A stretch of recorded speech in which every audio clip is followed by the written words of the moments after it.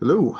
So we are doing a Call of Cthulhu slash Deadlands slash a little bit of Shadow of Brimstone slash cult RPG, primarily with Deadlands. The story so far, well, not so much story, but the outline so far. Set in Kansas, in a small town called Coldwater. The time is 1876, early May.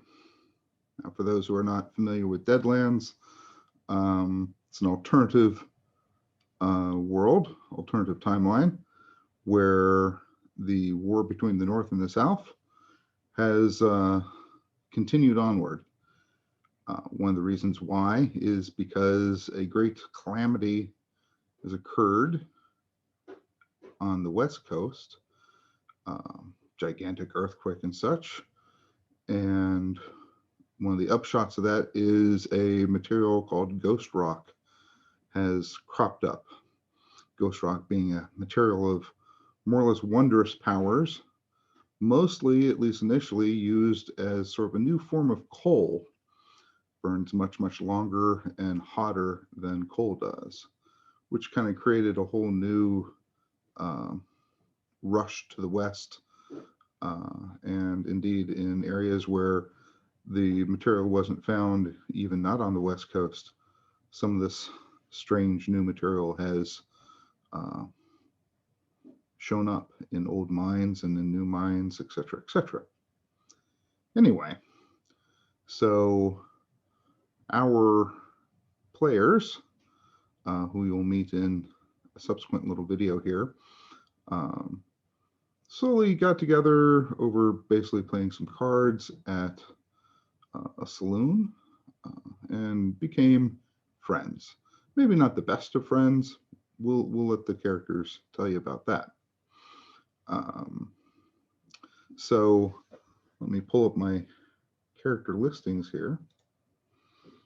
And oh, by the way, we'll be using the first edition 20th anniversary version of Deadlands. Do note that for those of you who are sensitive concerning the Civil War and some of the unfortunate things that happened during the Civil War and issues concerning slavery and racism, you might not want to watch this because we're trying to keep it somewhat accurate. There will be bad language. There will be cussing and swearing and such because it was very common. Also note on Coldwater, I do very much like the TV series of Deadwood. And so I've basically taken many of the characters and saloon names and such like that from there and transplanted it into Coldwater. Helps with the characters visualizing a frontier-esque town. So if you're like, wait a second, that's from Deadwood, or that's, Al Schwerenson, wait a second. Yeah, I moved them all, so deal with it. Our 5 characters is a Dr. Gabriel Trout. He's a doctor. We have Gustav Graf. He's a card player. We have a Vance Durango. He's basically a gunslinger. We have Walter Larrabee, known as Walt. He is basically a muckraker, which would be a reporter. And we have Charles Barnett. He is a bounty hunter. So the story starts off with our fellas playing cards, and Dr. Trout receives a letter basically informing him that he has inherited a fairly substantial amount of money and other things from a passed away uncle, including in that inheritance, he's been bequeathed not only money, but also 2 chunks of property in the town or near the town of Coldwater. Uh, in the town is a bank, uh, or, well, he didn't inherit the bank, he inherited a formal bank. So the new bank has moved to a whole new building. The old bank was sitting empty for quite some time, and he inherited that. Um, he also has inherited a ranch not too far out of Coldwater. For those not wanting to look up maps, Coldwater is located somewhat to the south of Dodge City in Kansas. In the game of Deadlands, Kansas and some of the surrounding states to the west of Kansas are considered disputed states. Even though Kansas technically joined the Union in 1861, it has been basically in flux insofar as um, who is dominating the state insofar as, is it the Union, is the Confederacy? Um, so Kansas has stayed somewhat neutral. Um, and even in the state, there are forts with both the Union and Confederacy present. Monetary systems are a little bit difficult. So gold is a common exchange, but there's also Confederate script, the Union dollar. Utah is its own governance. There's a little bit of Utah money floating around. And the two Indian nations, one to the south and one to the northwest, have also largely become independent. And that's mostly barter there. So that kind of gives you sort of a larger scope background. So while our group was sort of checking out the doctor's new inheritance, at least as far as the uh, old bank, um, an incident happens, a scream in the night, and the characters kind of run off locating into the scream. Doctor, understandably so, because he's currently the only doctor in the town. He's currently working out of the doctor building of the more standard doctor that's in the town, but that doctor has went on basically a vacation. And so the good Dr. Trout has volunteered to uh, take up the practice while the other doctor is away. The screams lead them to the Gem Saloon. Uh, and in the Gem Saloon, one of the ladies of the night had screamed and got attacked. They barrel up and find that she's bloodied and is unable to coherently put together a sentence. And there's another person in the Lady of the Night's a little bordello room, which is known as a crib, and he is all slashed up. He's in terrible shape, dead, sliced up. Won't go into exactly what they find there. That will be up to the characters to tell you all, as well as I'm trying to say this sort of prelude without divulging too much information that my players may have forgotten or may have not put sufficient emphasis on in this story. So the doctor moves the Lady of the Night to the office room, or the practitioner doctor's residence in the town, and she unfortunately passes away, seemingly via a poison of some sort, not necessarily from the wounds that the other fellow had been inflicted.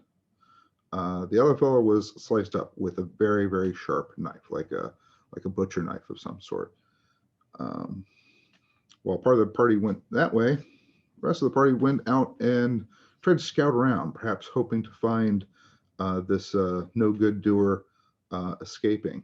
And they do indeed find a horse track that is fresh out behind the gem, leading away from the town. It was noticed very easily that the horse was not shod. It was not, didn't have horseshoes tacked on its hooves, making it somewhat unique.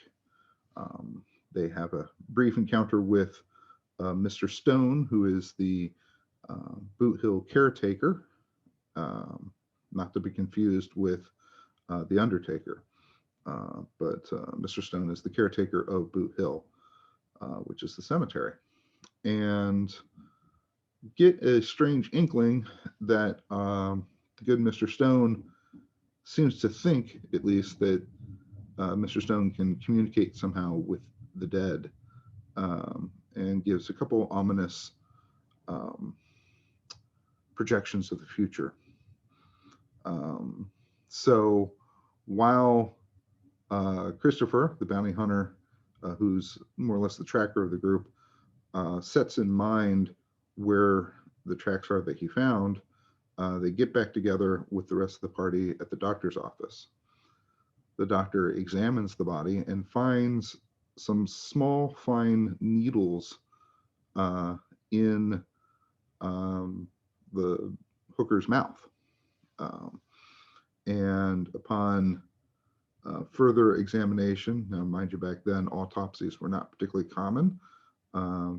It was very much something that a doctor might do because that's what they learned on from cadavers in medical school, but it wasn't a common practice to determine cause of death. The person just died, more or less, would be a common thing for a doctor to say. But he gets a little adventurous and accidentally catches his hand on one of the barbs, and a little further digging, if you will, finds there's this sort of a squiggly creature in the lady's stomach or abdomen, and it comes out. Luckily, everybody's more or less there. Some quick gunfire takes care of this ugly creature that then rapidly kind of decomposes into a very small puddle of sort of a black ooze, almost tar oil-like mixture. At that time, of course, the sheriff has shown up, the deputy has shown up, and basically the group agrees to join a posse to try to find the killer, to follow the tracks that Christopher found. Meanwhile, Vance and one other character were going back to the scene of the crime, and Al Schwerenson pulls them off to the side and basically says, hey, show up 10 o'clock tonight. I've got a task that I'd like for you all to perform for me. If you're up for it, I'm paying gold. So very late at night, the characters reconvene at the gem and find out that Al wants the characters to go south to a small town, just outside of a small town, to investigate some mine diggings that shouldn't be happening. It's a mine that was tapped out entirely, and Al is concerned because it's something unknown. Al is kind of a gray person insofar as he plays both sides of the field. He has road agents. A lot of his money is based in information and exploitation. And he offers basically each person $100 in gold now and $100 in gold if they bring back information that he can use. And they accept. Al wants this information quickly. So the party is a little bit of odds insofar as what to do.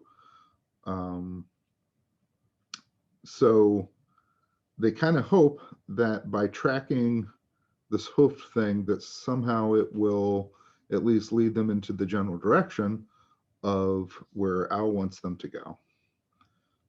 Early next morning, they outfit themselves rather quickly with some additional gear and head out. A fair amount of tracking later, and more than 24 hours of horse riding later, the posse that they joined, it was a two-group posse, actually. One headed up by the sheriff, the other one headed up by the deputy. The deputy's group splits off to check out some of the local ranches, while the party's group with the deputy and two other fellows kind of continue on, heading toward the tracks head towards a town named Wirt. As they approach the town, they find it oddly empty. No smoke coming from any chimneys, even though it's evening, early May. It's still chilly at night, and of course, in the evenings, you'd expect to see smoke for cooking purposes and such. Let's see. So they get into town and start kind of poking around real quick. They find two horses that are at a hitching post, but the ropes have been cut. And somewhat nearby the horses, they find sort of a larger puddle of, again, some sort of black, oily goo or puddle. They don't know what to make of that quite yet, though. They eventually go into randomly one of the 4 buildings of this bustling town and quickly find that the proprietor of the general goods store has been killed with one arm removed, and that one arm is not present in the building. They find something kind of curious going on with what happened to the fires in the potbelly stove. They also find out that the general goods store was not robbed in any way. Going upstairs, they find yet another body, perhaps the general store's wife, missing a torso. And again, when I say missing torso, the torso is gone. Some frantic searches and concerns lead them to the building across the street, which turns out to be a dry goods store, different from a general goods store. Dry goods store sells exactly what it sounds like, dry goods, flour and oats and wheat and things like that, where they find more bodies. They find 3 more bodies, each one also missing bits of them. While investigating upstairs, evidence of somebody either entering or leaving from one of the upstairs windows. Taking them downstairs and kind of investigating outside, looking over the next building over, they see that the back door of this next building is kind of bashed open, barely hanging, the door is barely hanging on its hinges, and in general showing that clearly something bad has kind of happened there. Party splits, some of them go around front, some of them go around back, and entering into what turns out to be a saloon, they find a circle of what appears to be some sort of arcanic magic has perhaps occurred. Sigils on the ground, a large circle within a circle with peculiar sigils, and a 12-pointed star with sort of a black gloppity gloops on each of the corners of the star. The center of this sigil, which is fairly large, has a pile of bones, which turns out to be horse bones. And they also determine that they find horse tracks leading from that busted door out to the back. Again, these horse tracks are of a horse that has not been shod, but the horse track shape, the hoof shape, is slightly different.